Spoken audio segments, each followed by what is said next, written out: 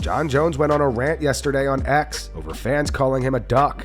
Jon started with this. He wrote, "While you're enjoying the day, eating junk, blazing up, and grinding on video games, just remember, your competition probably put in some sort of work today and is already scheming on how to conquer 2025. Food for thought. Success isn't luck, it's a decision, and the discipline to stick to it. Happy Thanksgiving." This user replied, "Success is when you stop ducking."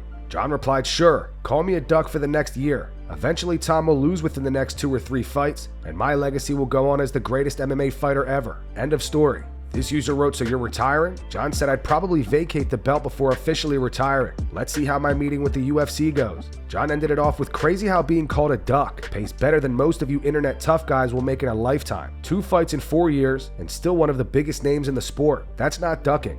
That's winning. God's blessings hit different. Stay mad."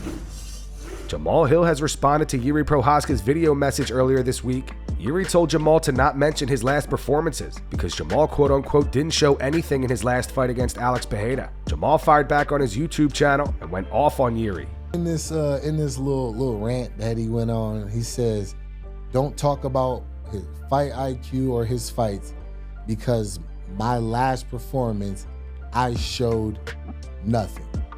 Bro, are you kidding me? Are you kidding me? So we had the same opponent last fight, right? Your last performance, you got dominated. Dominated and knocked out. Completely shut down, completely exposed, and then got done bad, bro. You got did bad. I got caught. You got dominated. It's a huge difference. You feel what I'm saying? But my man's literally had your ponytail leaning to the left. I hope you wear that. I hope you wear that same ponytail in LA so I can lean that motherfucker to the left right back for you. You know what I'm saying? Like this is this is insane. We talking about a dude who is getting his whooped in every fight that you've been in. And because you are you know what I mean? You can take some shots and people get tired and they make low IQ moves. The only reason why you became the champ is because Glover made a low IQ move in a moment, and you took advantage of it. Good on you. That's why you will be regarded as a champ. But you got your for most of that fight. You not forget. I set a record, complete domination. Didn't drop a single round, and you barely scraped by. Like, you want to talk about performances, talk about my last one. We can go into every performance. I put on dominant performances. You survive and get a win. We not the same. In January 18th in LA, I'm gonna show you. We not the same. You not like me. You not like me. Joe Rogan is glad Mike Tyson didn't get hurt in his boxing match against Jake Paul. Joe calls Jake a legit boxer. He went on to say, "I'm glad that he got to that fight and didn't get hurt. I was hoping he would knock Jake Paul out, just because that's the Cinderella story. I don't have anything against Jake Paul. I like Jake Paul. I think what he's doing is genius. I think what he's doing is, he's making insane amounts of money. He's having a great time. He's a legit boxer. He's absolutely a legit boxer. If you do hate, you're an idiot. But the reality is, Mike is 58 years old. And I was worried. I love that guy, and he was a hero of mine when I was a kid." Alexander Volkanovski posted footage of himself hitting pads while fishing on a boat. Rip his head off!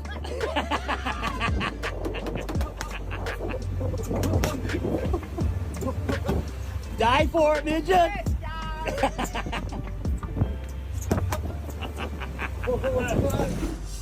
Randy Couture discusses the troubles he had with the UFC. Randy wanted to fight Fedor Emelianenko because he was listed as the #1 fighter in the world. He says, however, the UFC wasn't being truthful with him, and the fight never happened. I was trying to chase the Fedor fight. I mean, as a fighter, he was, most of the rankings had him ranked 1 and me ranked 2. I was the UFC champ, he was the Pride champ. So of course, that's the guy I want to fight. If I want to be the best guy in the world, then I got to beat the best guy in the world. And if they think he's the best guy in the world, then let's go. Yeah. And I had told Dana and company that, look, this is the fight I want. And there was some other things going on that I knew I wasn't being told the truth about. And I called him out on all of those things. Had a breakfast. I was getting ready. I just fought Gonzaga broke my arm, was getting ready to go to South Africa and do Scorpion King 2, which was a very big movie for me. And kind of had this breakfast with them 3 weeks before I was supposed to leave for that movie. And set, lay of the land, told him, this is the guy I want to fight, this is why, this is what's everything. There was a whole bunch of stuff going on at that time. And I don't want to dredge all that up, but yeah, sure. Anyway, no response. No, they didn't address any of it.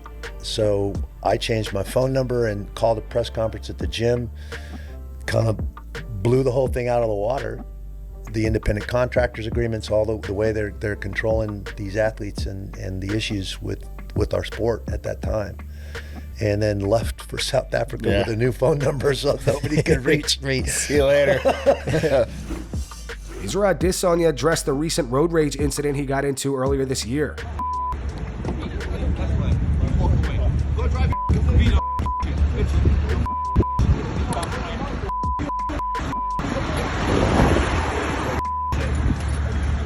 On the Flagrant podcast, Izzy said vibes was on, just chilling. And then this guy, I think because he saw my car, he doubled back and was like, Izzy, 1 ounce. In New Zealand, that's like you and me, 1-on-1. Let's go. I started laughing, thinking like I just kept on walking. The bit that pissed him off, he was at the green light, everyone was going around him, honking their horns like this guy, and I grabbed my door and lifted it. That pissed him off, so he came in the front of my car and I said, bro, I'm not going to whoop your ass for free. He pulled up and tried to talk all this trash to me, and at one point I even tried to defuse it because I was like, bro, I don't know you. I said, bro, I fight for millions. I'm not going to knock your ass out for free. And he goes, no, I fight for free. I fight for the streets and my pride. I was thinking, you're stupid. In the end, when I spat at him, I was hoping, try something. At the end, you just see me spit at him, and he just looks down, and I realized, you're not going to do And I realized if I drop this guy right now, they're going to put me through the ringer. If he spat back at me, then it's on. But again, I'm glad I had a good day. I don't like street fights. I don't like confrontation. But if you bring the problem, I'm going to solve the problem. Do that to Dan Hooker. Dan's a beast, and Dan would probably act differently. Maybe not knock him out, but put him to sleep. Hang him out. Daniel Cormier reacts to Conor McGregor being found liable for sexual assault. On his YouTube channel, DC also reacts to Islam Makhachev going off on Conor after the news broke. On X, Islam wrote it was a matter of time until this filthy would be exposed. Alcoholic, drug junkie, and many more facts to come out. Trust me, DC thinks that it was off-brand for Islam to write that. It's unfortunate because this is one of the biggest stars that this sport has ever seen. We've never seen anything like a Conor McGregor in mixed martial arts. So for a guy of that stature to come from our sport and be tied to something as bad as this, it really does suck. And there are going to be some long-term effects from this. I'm not here to judge because I wasn't on the jury. I didn't have to make a decision. So this is only one man's opinion, right? When I hear things like this, sometimes they are targeted, especially guys that carry that type of cliche, that type of name recognition. But with Conor, it seems like there have been more than one instance where stuff like this has come up. Like I said, I'm not judging this man. I'm not dealing with he did this. I don't know. I wasn't there. You know who know? Conor and that girl. But again, like I said, this isn't the first time that we have seen something like that. So you're a little less inclined to be, oh, this is a gold digger that's trying to do this. It's just the truth. Someone who didn't hold his tongue was Islam Makhachev. This, to me, it seems a little bit off-brand for Islam, right? I know the boys. The boys love to talk trash. The boys love to mess around. The boys will tell you what they feel. It feels off-brand, but in this case, I feel like it could be him because this rivalry between these boys from Dagestan and Conor McGregor has been as nasty as any rivalry as we have seen in mixed martial arts. Alex Pereira shows off his grappling. Pro fighter Cristhian Rivas posted footage of Alex submitting him.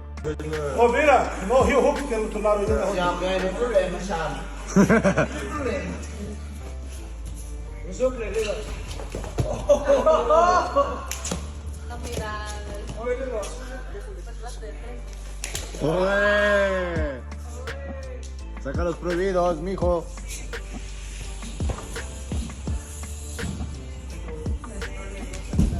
Sí.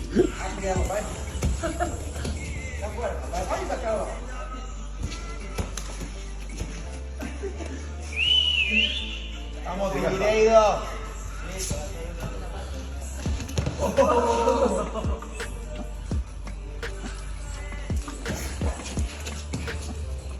¡Oye!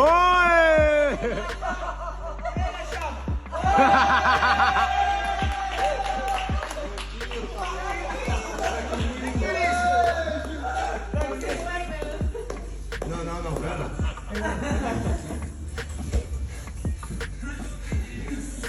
Peraí. Não tô deixando aqui, peraí. Não, calma. Eu vou deixar as posições aqui, mas o vídeo vai rodar. Vai falar assim, pô, tá tomando atraso do cara de tantos pesos. Fala aí pra esse aqui. Dejando posiciones. Não. Para o vídeo você vai seguir. Ilia Topuria shared his thoughts on Conor McGregor. He admits that he was inspired by Conor when he was younger. However, he says now, Conor represents alcohol and drugs over mixed martial arts. Sé que no es lo que era. Es un McGregor que representa más el alcohol y las drogas que el deporte. No me he inspirado en Conor. Yo lo he admirado cuando era pequeño. Yo y mucha gente que yo conozco quería seguir sus pasos porque era un ejemplo de la fe, de que todo se puede conseguir, de trabajo, de constancia, del esfuerzo. Y él sí lo ha perdido, porque ha traicionado los valores que le han llevado hasta ahí. Está claro, ¿no?, de lo que estamos hablando, ¿no? Que un tipo que hoy en día no representa los valores que representaba hace años. Se nos ha ido un ídolo. And that's going to wrap it up for the news. Thanks for watching. For daily MMA news and content, subscribe to Full Mount MMA and click the bell icon to be notified when we post videos. Here are the 3 top comments from last video. These comments are in reference to Michael Chandler saying he thinks he still beats Charles Oliveira 9 times out of 10. The first one's from Michael McConnell. It says nobody is more impressed with Michael Chandler than Michael Chandler. The second one's from MMA for Life. It says Chandler should have said 8 out of 10 times. His math is a little off. And the final one's from Reserved for Hell. It says Chandler, you know how Conor can move past this case? Fighting me. Those were the 3 top comments from last video. If you want to be featured in the next one, all you have to do is comment down below. And if you missed yesterday's news, click the video on screen right now to get caught up.